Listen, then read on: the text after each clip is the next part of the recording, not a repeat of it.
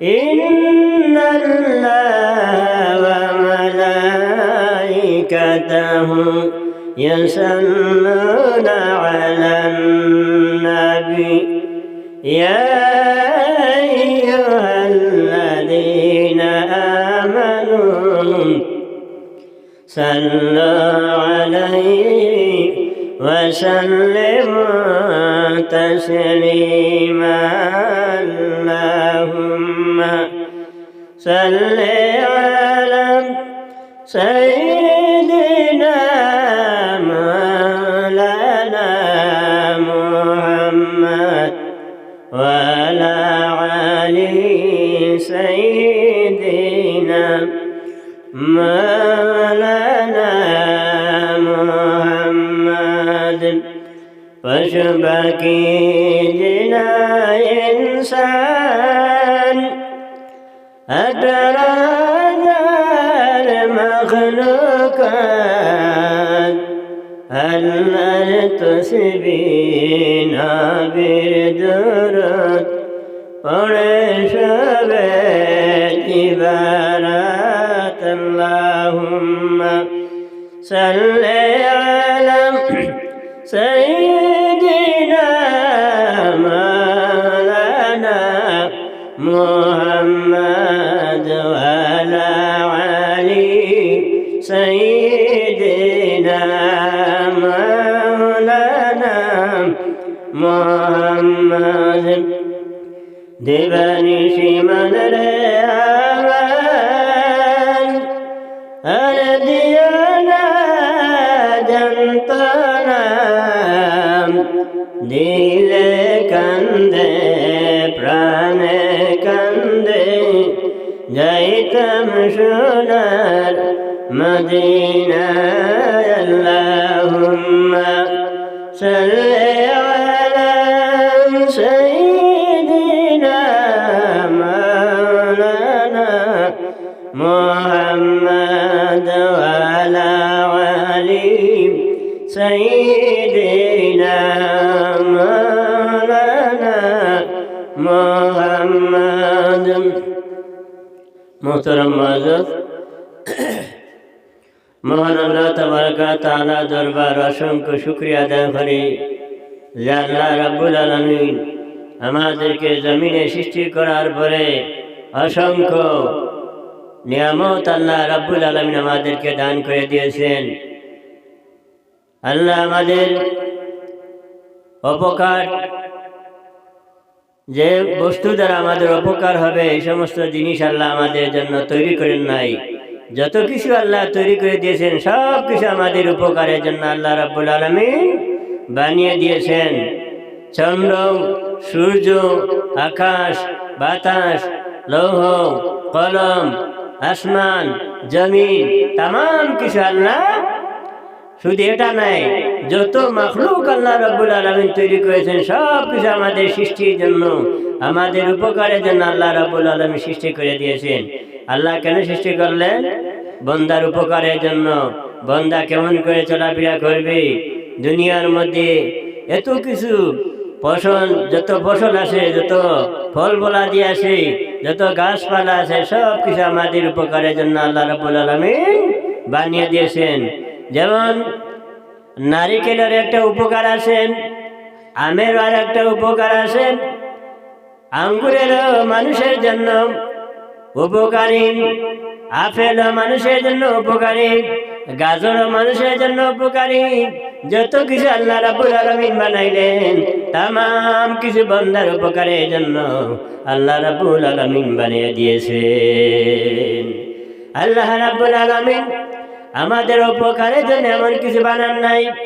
আপনি তাকে দেখেন, প্রতিটা ফসল এক এক সিজনে এক একটা ফসল আল্লাহ রাব্বুল আলামিন দান করলেন। ওই ফসলগুলো কেন দান করলেন? বান্দার শরীরের যত্নের জন্য। বান্দা অসুখ বিসুখে না মারা যায়, বান্দা যদি অসুখ বিসুখে মারা যায়, কে আমি আল্লাহর গোলামি করবে? এজন্য আল্লাহ রাব্বুল আলামিন এই 18,000 মখলুকাতের মধ্যে হাজার হাজার জিনিস আল্লাহ রাব্বুল আলামিন আমাদের উপকারের জন্য বানিয়ে দিয়েছেন। আল্লাহ রাব্বুল আলামিনকে আমরা ডাকার জন্য। এরপর আমরা আল্লাহকে ডাকি না, আল্লাহকে চিনতে পারি নাই, আল্লাহর গোলামি করি না, আমরা শয়তান ওয়াসওয়াসার মধ্যে পড়ে আমরা নিজের জিন্দেগিটা আমরা বরবাদ করে দেই। আল্লাহ রাব্বুল আলামিন ফরমান والشمس وضحاها والقمر إذا تلاها والشمس وضحاها কসম সূর্যের এবং তার আলোর, সূর্যের এবং তার আলোর কসম। সূর্য কেন আল্লাহ বানাইলেন? ওই সূর্য দ্বারা পৃথিবীর মধ্যে যত কিছু আমরা যত ফসলাদি ফলাই না কেন, সূর্যের আলো ছাড়া কোনো ফসলাদি বলতে পারে না। যত কিছু আপনি তৈরি করেন না কেন, সব কিছু সূর্যের আলো লাগে, সূর্যের আলো ছাড়া কোনো কিছু হয় নাই। সূর্যকে আল্লাহ যদি না আকাশে দিতেন, এমনও দেখা যায় যে শীতের মৌসুম এখন চলে যাচ্ছেন, চলতেছেন, ওই শীতের মৌসুমে যদি 2 দিন বা 3 দিন সূর্য যদি না উঠে, এমন ভাবে ঠান্ডা লাগে, আমাদের গায়ের মধ্যে দেখা যায় অসংখ্য কাপড়, আমরা গরম গরম পোশাক লাগাই। এর কারণটা কি? সূর্যের আলো না থাকার কারণে সমস্ত পরিবেশটা একেবারে ঠান্ডা বরফ হয়ে যায়, ঠিক কিনা?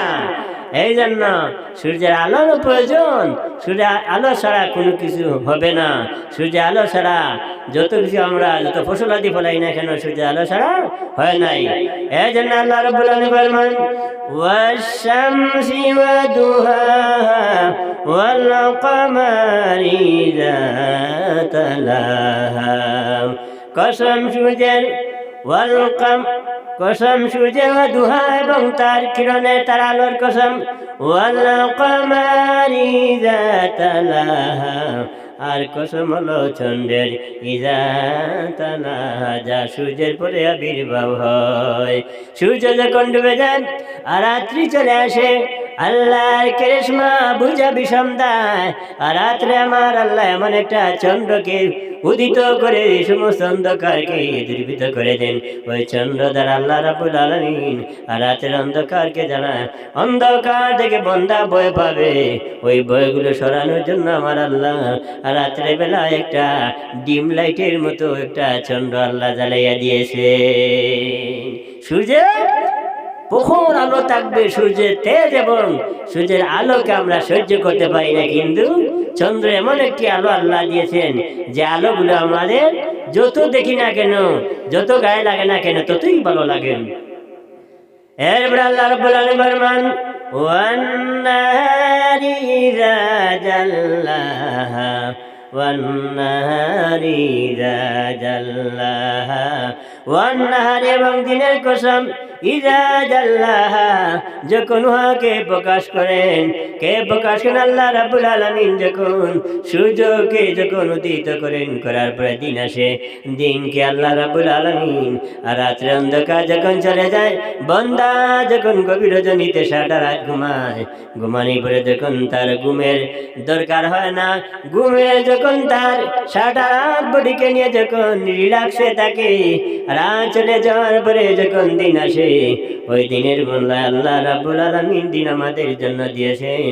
কেমন দিন দিয়েছেন? দিনের বেলা বান্দা কাজকর্ম করবে, আমার বান্দা কেমন করে খাবে এবং কেমন করে নিজের পরিবার পরিজনকে ভরণ পোষণ করে চালাবে, আল্লাহ রাব্বুল আলামিন সেই ব্যবস্থার জন্য দিন আল্লাহ রাব্বুল আলামিন আমাদেরকে সবচেয়ে বড় একটা নিয়ামত দান করে দিয়েছে, ঠিক কিনা? এই জানলাম দিনের আলো যদি আল্লাহ না দিতেন, দিনকেও যদি অন্ধকার রেখে দিতেন, আর রাত্রির অন্ধকার, দিনের অন্ধকার, বান্দা কেমন করে চলাফেরা করবো, বান্দা কেমন করে সে উপার্জন করবে, এবং পশু পাখিরা কেমন করে মাঠে ঘাটে গিয়ে তাদের জীবিকা আহরণ করবে, জীবিকা উপার্জন করবেন, ওই সমস্ত জিনিস বিবেচনা করে আল্লাহ রাব্বুল আলামিন আমাদেরকে দিন নামক যে দিন আল্লাহ দান করলেন, যে দিবস দান করলেন, এই দিবস আমাদের জন্য সবচেয়ে বড় একটা নিয়ামত। আল্লাহ রাব্বুল আলামিন ফরমান দিন যাওয়ার পরে বান্দা সারাটা দিন পরিশ্রম করবে, সারাটা দিন কাজকর্ম করবে, তার বডি শান্তির জন্য আমি আল্লাহ আমার বান্দার জন্য আমি আল্লাহ তাদের জন্য রাতের ব্যবস্থা করে দেই। আল্লাহ রাব্বুল আলামিন ফরমান ওয়াল-লাইলি ইযা ইয়াগশা, আর যখন রাত্রি আসিবে ওই রাত্রি কসম করে আমি আল্লাহ বলতেছি, ওই রাত্রি কসম ইজা ইয়াকশা, যখন উহাকে আচ্ছাদিত করে এমন ভাবে অন্ধকার দ্বারা আমি আল্লাহ ডেকে দিই, সেই ডেকে দিই অন্ধকার। আর রাতে আমি আমার বন্দার জন্য আমি রাত্রি এনে দেই। ওই রাত্রিতে আমার বন্দা সারাটা দিন পরিশ্রম করবে নিজের দেহ শান্তির জন্য। আমি আল্লাহ রাব্বুল আলামিন তাকে রাত্রি দিলাম। আর রাত্রি যখন সে পাইলাম, ওই রাত্রির মধ্যে সে আরামে ঘুমাইলাম। আরামে ঘুমানোর জন্য আমি আল্লাহ আমার বন্দাদের জন্য আর রাত্রিকে আমি আল্লাহ তাদের জন্য দান করে দিই। ওয়াস-সামাই ওয়া মা বানাহা, আর কসম আকাশের যিনি উহাকে নির্মাণ করলেন। আল্লাহ রাব্বুল আলামিন এত বিশাল আসমান বানাইলেন যে আসমানের কোনো খুঁটা নেই, আসমানের নিচে কোনো পিলার নেই। এত বিশাল আসমানকে বানাইলো আমার আল্লাহ রাব্বুল আলামিন। এত বিশাল আসমান বানিয়ে দিলেন বান্দাদের জন্য। বান্দা, আমি এত বিশাল আসমান বানাইলাম, তোমার যদি কোনো ক্ষমতা থাকে দেখি আসমান নয় তুমি একটা ঘর বানাও, যে ঘরের নিচে কোনো খুঁটা দিও না, কোনো পিলার দিও না, কখনো তোমার পক্ষে সম্ভব হবে না। ওই ঘরগুলোকে, ওই ঘরের ছাদগুলোকে শূন্যের উপরে তুমি খাড়া রাখতে। আমি আল্লাহ এত বিশাল আসমানকে খাড়া রাখলাম, বিশাল আসমানকে আমি আল্লাহ এমন ভাবে শূন্যের উপরে রাখলাম যে আসমানের নিচে কোনো খুঁটা নেই, কোনো ভিত্তি নেই। আল্লাহ রাব্বুল আলামিন ওই আসমানকে রাখার পরে আল্লাহ রাব্বুল আলামিন ফরমান, ওয়াল আরদি ওয়া মা তাহাহা, আর ওই জমিনের কসম যিনি বিশাল জমিনকে বিস্তৃত করে দিয়েছেন।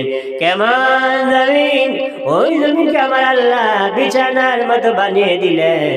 জমিন কেমন ভাবে সমতল ভূমির মতো বানাইলেন, যে জমিন যদি উঁচু নিচু বানাইতেন, পাহাড় পর্বত দিয়া উঁচু নিচু যদি বানাইতেন, বন্দা তুমি গাড়ি চালাইতে পারতে না, বন্দা তুমি আটাচড়া করতে পারতে না।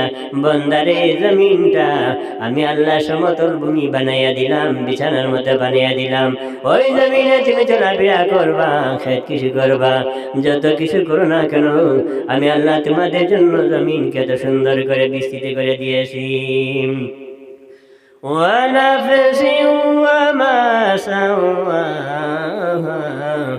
আর মানুষের কসম, শপথ মানুষের শপথ, ওয়ামা সাওয়াহা, যিনি সুঠাম আকৃতি দিয়ে মানুষকে তৈরি করলেন, এমন ভাবে ছাউনি দিলেন।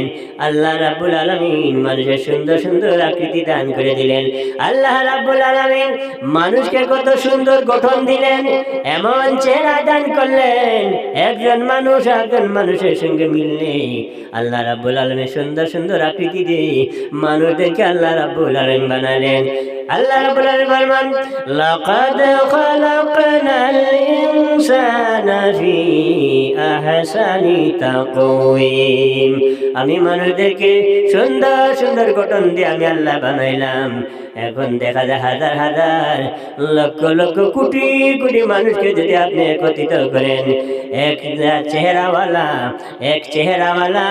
এক নমুনার গঠনওয়ালা, এক নমুনার আকৃতিওয়ালা দুজন মানুষ আপনি কখনো পাবেন না।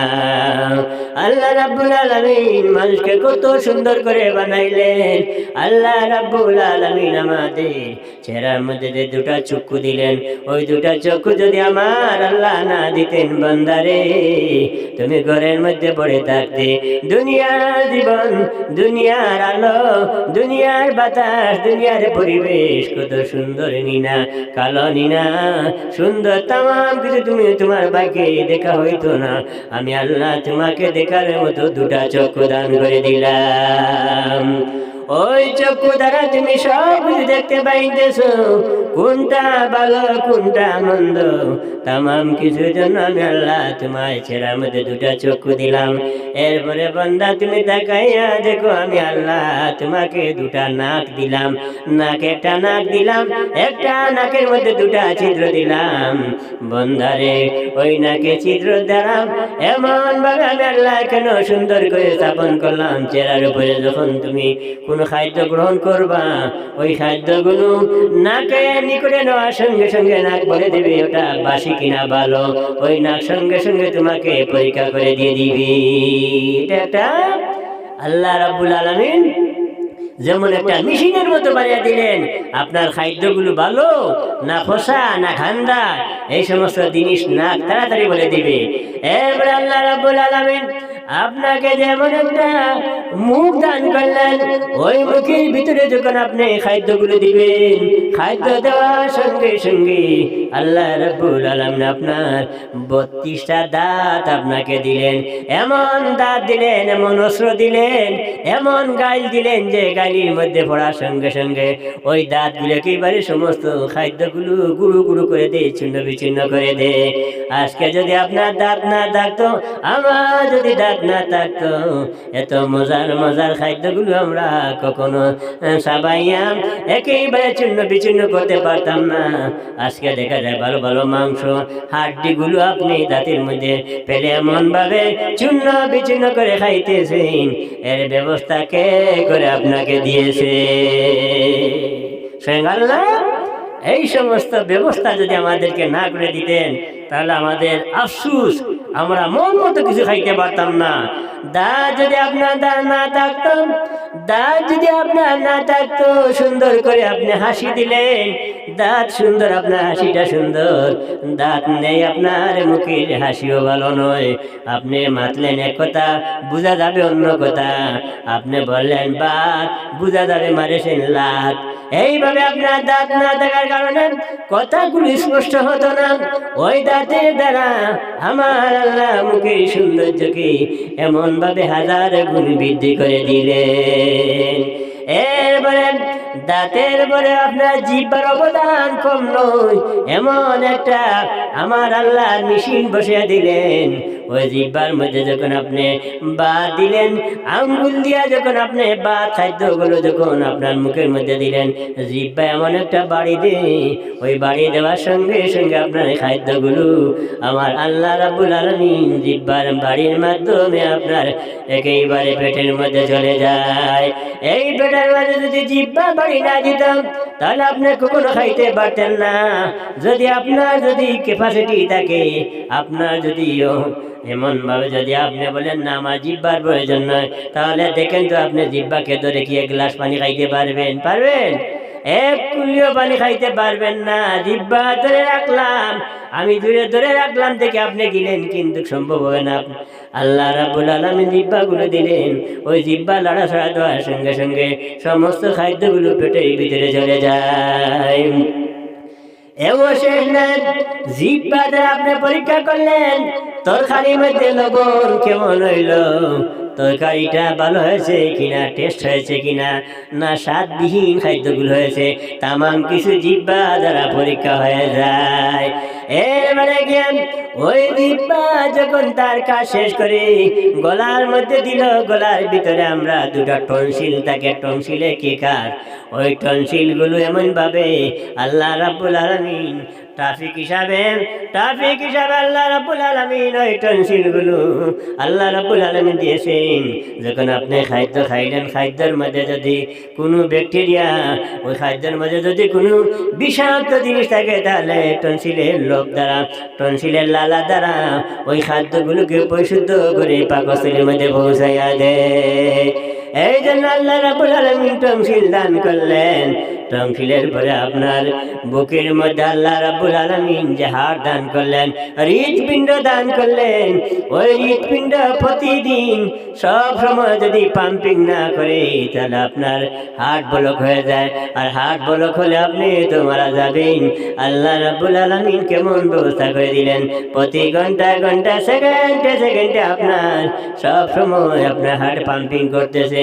ওই পাম্পিং এর মাধ্যমে সমস্ত শরীরে ব্লাড সার্কুলেশন হচ্ছে, আল্লাহ রাব্বুল আলামিন যদি ব্যবস্থা না করে দিতেন তাহলে কে আপনাকে এই সমস্ত শরীরের মধ্যে ব্লাডগুলো পৌঁছাইয়া দিত।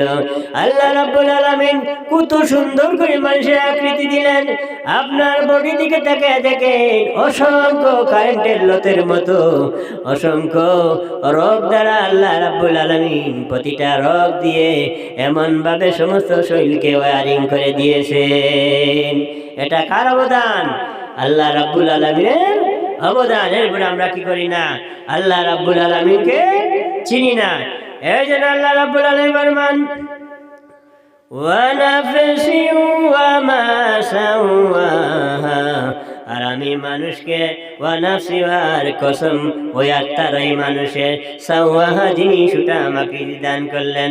ফাল্লাহামাহা ফুজুরাহা ওয়া তাকওয়াহা, আর শপথ হইল অতঃপর ফাল্লাহামা ফুজুরা ওয়া তাকওয়া, অতঃপর উহার অসৎ কর্ম এবং সৎকর্ম, উহার সৎকর্মের জ্ঞান আল্লাহ রাব্বুল আলামিন দান করলেন। মানুষকে সৎ জ্ঞান আর অসৎ জ্ঞান এই সমস্ত জ্ঞানগুলো বোঝার ক্ষমতা আল্লাহ রাব্বুল আলামিন দান করলেন। এই জন্য আল্লাহ রাব্বুল আলামিন ফরমান ফাল্লাহামাহা ফুজুরাহা ওয়া তাকওয়াহা, আর আমি মানুষকে কি করলাম? সৎ এবং অসৎ কর্মের জ্ঞানগুলো বোঝার জ্ঞানগুলো আমি আল্লাহ মানুষদেরকে দান করে দিয়েছি। قد أفلح من تزكى قد أفلح من زكاها قد أفلح, সে অবশ্যই সফল কামি হবে। মান যাক্কাহা, যে নিজেকে পবিত্র করে বের করেছে, যে নিজেকে পবিত্র করতে পেরেছে, সেই কি হলো? সফল কামি হলো। وقد خاب من دساها وقد خاب من دساها, আর সেই ব্যক্তি ব্যর্থ হয়েছে যে নিজেকে কি করতেছে? কুলুষাচন্ন করিবে।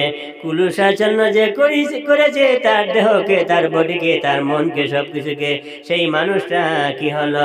ব্যর্থ হয়ে গেল, তার জিন্দেগি ব্যর্থ।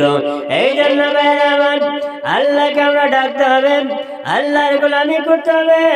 আল্লাহর নৈকট্য লাভ করতে হলে আল্লাহর গোলামি ছাড়া কোনো মানুষ আল্লাহর নৈকট্য লাভ করতে পারবে না। যত মানুষ আল্লাহ নাফরমানি করেছে ওই সমস্ত মানুষগুলো তাদের জিন্দেগিকে তাদের নিজের হাতে তারা কুরবানি দিয়েছে। এই জন্য শাইর বলেন আপনার জবানগুলো আপনি পবিত্র রাখতে হবে। যারা তুসিনানে লাহাতিয়াম ওয়ালা ইয়ালতামু মা জারাহাল লিসান, কাউকে যদি কথা দ্বারা, মুখে বাক্য দ্বারা কাউকে যদি আপনি আঘাত দেন, ওই আঘাতের কোনো চিকিৎসা নেই, ওই আঘাতের কোনো মেডিসিন নেই যে আপনার ওই আঘাতগুলো ভালো করা যাবে। কিন্তু গোসল দ্বারা যদি কার কোনো অঙ্গ কাটা হয়, ওই অঙ্গগুলো চিকিৎসা আছে, ডাক্তারের সাজেশন দিবে এবং মেডিসিন দিবে, ওই মেডিসিন এবং ডাক্তারের সাজেশনে আপনি ভালো হতে পারবেন। কিন্তু আল্লাহর বান্দাকে যদি আপনি আপনার জবান দ্বারা কোনো কষ্ট দেন, তাহলে আপনি কখনো আল্লাহর নৈকট্য লাভ করতে পারবেন না। এই জন্য কবি বলেন এমন জীবন করিবে গঠন, মরিলে হাসিবে তুমি কাঁদিবে ভবন। এমন জীবন করিবে গঠন, মরিলে হাসিবে তুমি কাঁদিবে ভবন।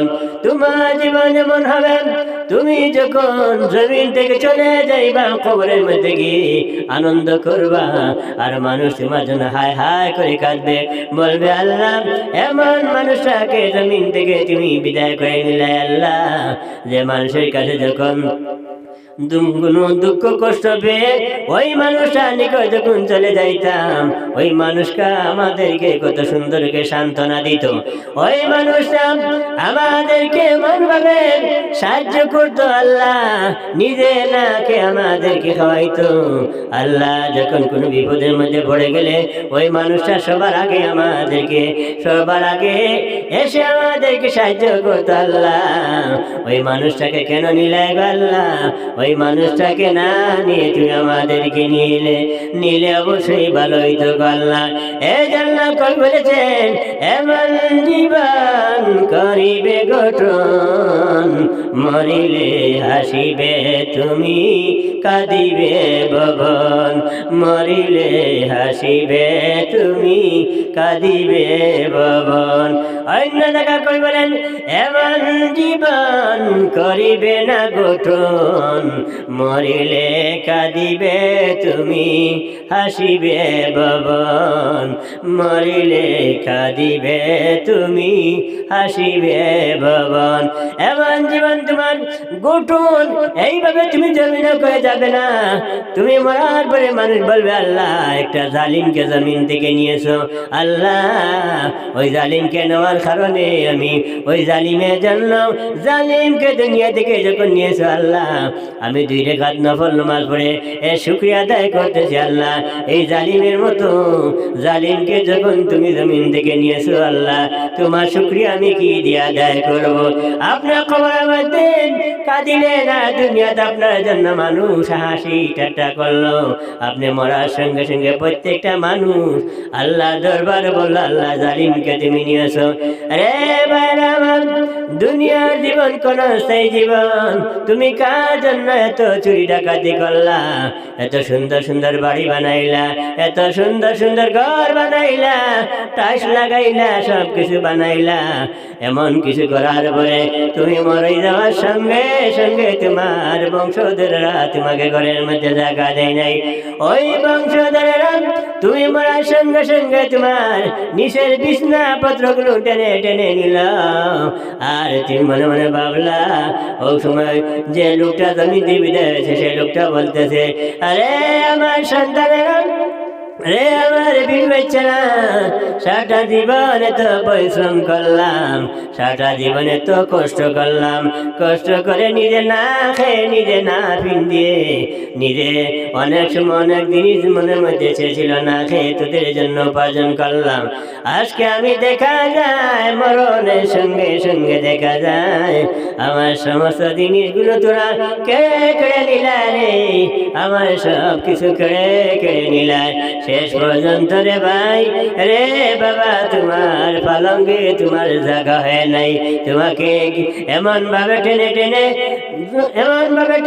তোমাকে নিচে পালঙ্গে নিচে একটা পাটি বিছাইয়া, ওই পাটির উপরে তোমার জায়গা। তোমার নিচের বিছনাপত্র টেনে নে, বালিশগুলো টেনে নে, সুন্দর সুন্দর বিছনা চাদরগুলো টেনে নে, এবং চতুর্দিক থেকে এমন ভাবে চতুর্দিকে ফোন করা শুরু হয়ে যায়, কোথায় আসো, কে আসো, তাড়াতাড়ি আসো, তাড়াতাড়ি আসো, আমার বাবার জমিন নাই। বাবাকে রাখা যাবে না, ওই বাবাকে রাখা যাবে না। বাবাকে তো তাড়াতাড়ি আমরা যত তাড়াতাড়ি পারি তাড়াতাড়ি বাবাকে নিজের খবরে পৌঁছে দিতে পারি। এইভাবে চতুর্দিকে যখন এলান হয়ে যায়, তখন নিয়ে সঙ্গে সঙ্গে কবরের মধ্যে নিয়ে রাখা হবে। তখন ওই মুর্দা কেঁদে বলেন, কোথায় আমার আওলাদ, কোথায় আমার বংশধরা রে? আমি কি অন্যায় করলাম রে? এত কষ্ট করলাম, এত পরিশ্রম করলাম, সারাটা জীবন উপার্জন করলাম, উপার্জন করে তো কিছু কামাই করলাম। যখন আমার মনে চেয়েছিল ভালো জিনিস খাওয়ার জন্য, আমি যখন ভালো জিনিস কেনার জন্য যখন চলে যাই, তখন তোদের কথা মনে হয়ে যায়। মনে হওয়ার সঙ্গে সঙ্গে আমি নিজে না খেয়ে তোদের জন্য জিনিসটা আনলাম। আজকে দেখা যায় রে প্রতিদান তোর আমাকে কি দিলা? আমি মরার সঙ্গে সঙ্গে তোরা আমাকে কি প্রতিদান দিলি? ওই প্রতিদানকে এটা যে প্রতিদানের কারণে আমাকে আজকে তোরা এমনি ভাবে এই প্রতিদান দিলে মরণের সঙ্গে সঙ্গে দেখা যায় আমাকে আমার ঘরের মধ্যে জায়গা দিলে না, আমাকে আমার ঘরের মধ্যে জায়গা দিলে না। ওই জায়গা না দেওয়ার কারণে আজকে দেখা যায় আমাকে তোরা অন্ধকার কবরের মধ্যে তাড়াতাড়ি পৌঁছে দিতে চাস। এমনই ভাবেন আল্লাহর বান্দা, ওই আল্লাহর বান্দি, যখন তুমি জমিন থেকে চলে যাইবা নিজের বংশ নিজের বাচ্চা কাচ্চাদের জন্য বাচ্চাদের জন্য এত পরিশ্রম করলা, ওই পরিশ্রম করার কারণে আজকে দেখা যায় ঘরের মধ্যে তোমাকে কেউ জায়গা দেয় নাই।